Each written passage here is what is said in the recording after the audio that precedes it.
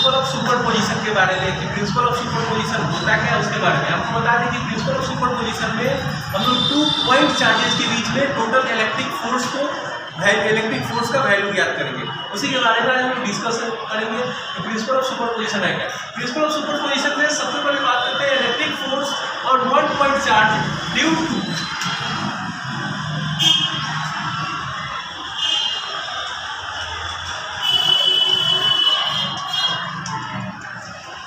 Multiple point charging.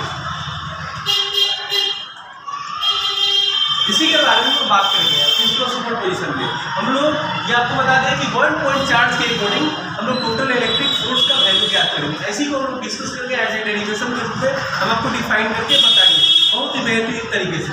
चलो बात करते हैं, सबसे पहले एक फिगर बनाते हैं, है ना।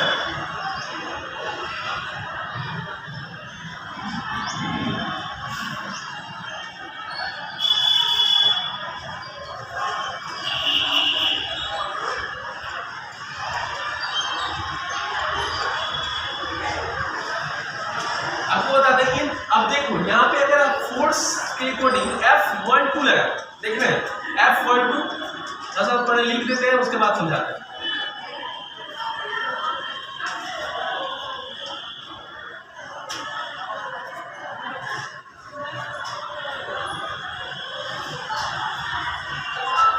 वन पॉइंट चार्जेस के अकॉर्डिंग हम लोग डिफरेंट फोर्स का वैल्यू तो निकालेंगे और टोटल फोर्स का वैल्यू निकाल के वही एक फोर्स का वैल्यू ज्ञात करेंगे। ठीक है, अब यहाँ पे अगर देख रहे हो कि F12 है तो यानी कि चार्ज 1 और 2, तो Q1 इंक्लोज किया गया, Q2 को किसके इंक्लोज लाया, Q1 के अकॉर्डिंग। अब Q1 के इंक्लोज लाया गया तो इसका डिस्टेंस क्या होगा, R12। ठीक है, उसी तरह यहाँ पे 1 3 है तो फोर्स के बीच में किसके बीच में होगा, 1 और 3 के बीच में। तो यहाँ पे Q1 तो यहाँ पे क्या होगा Q3। यहाँ पे आप क्या लिखोगे R13 Q3 को किसके इंक्लोज आएगा, Q1 के इंक्लोज आएगा, तो डिस्टेंस क्या होगा R13 होगा। फिर सेम जस्ट यहाँ पे F1 के अकॉर्डिंग, यहाँ पे Q1 है तो Qn को इंक्लोज करोगे किसके, Q1 के अकॉर्डिंग, तो यहाँ पे इसका डिस्टेंस क्या होगा R1n होगा। ठीक है, अब देखेंगे थोड़ा सा गौर से देखना कि Q1 चार्ज जो है ये Q1 चार्ज के इंक्लोज सभी बुलाएगा, Q2 Q3 Qn अलग अलग यानी कि मल्टीपल पॉइंट चार्ज के अकॉर्डिंग 1 पॉइंट चार्ज पे मल्टीपल चार्ज के अकॉर्डिंग मल्टीपल चार्ज यानी Q2 Q3 Qn multiple charge के अकॉर्डिंग Q2 1 पॉइंट चार्ज के अकॉर्डिंग हम लोग टोटल फोर्स का वैल्यू ज्ञात करेंगे एज ए वेक्टर फॉर्म में। ठीक है, तो चलो इसी को डिफाइन करते हैं according to Coulomb's law in principle of superposition के अकॉर्डिंग करेंगे, है ना। प्रिंसिपल ऑफ सुपरपोजिशन क्या कहता है कि टोटल वेक्टर फॉर्म को जोड़ना, टोटल वेक्टर फॉर्म में टोटल कूलम्ब्स फोर्स को क्या करता है, जोड़ता है। जोड़ने के लिए क्या करते हैं, सबसे पहले F12 अब प्लस F13 अब प्लस डॉट डॉट F1n तक करता है, ऐड करता है। ठीक है, प्रिंसिपल ऑफ सुपरपोजिशन के अकॉर्डिंग हमने टोटल फोर्स को जोड़ दिया। अब इसी को फॉलो करेंगे अकॉर्डिंग टू कूलम्ब्स लॉ के। फर्स्ट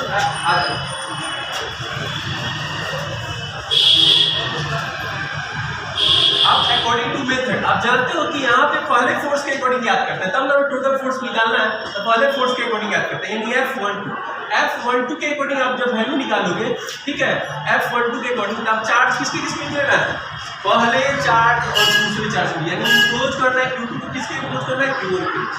तो यहाँ पे आप रखोगे K का वैल्यू होता है 1/4πε0 1/4πε0। अब यहाँ रखेंगे Q1 Q2, अब भाई R स्क्वायर, R जो डिस्टेंस है Q2 और Q1 के बीच क्या है R12, यहाँ पर रखोगे R12। यूनिट वेक्टर क्या लिखेंगे R12 क्योंकि इसी के बीच का हम डिस्टेंस निकाल रहे हैं। तो ये आपका हो गया पहला।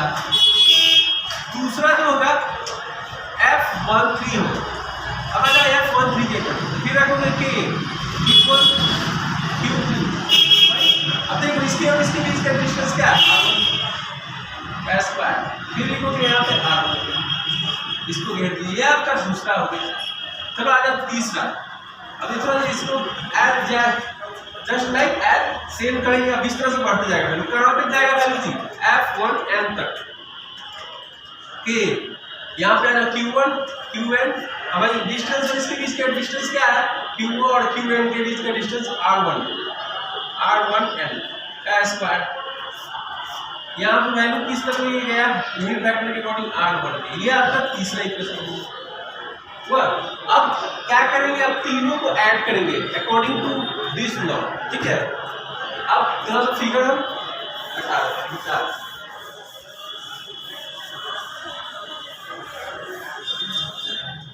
अब आप लिखोगे from equation first and second.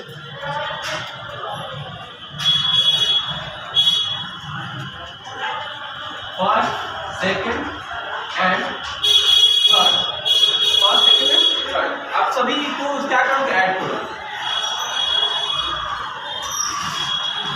F1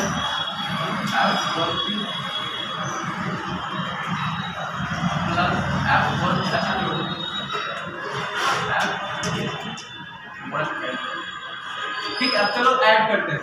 पहला F1 का वैल्यू वहां पे ऐड करेंगे, K Q1 Q2 R1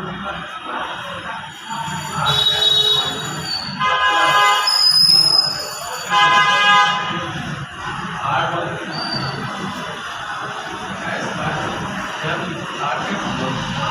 ठीक है। आपका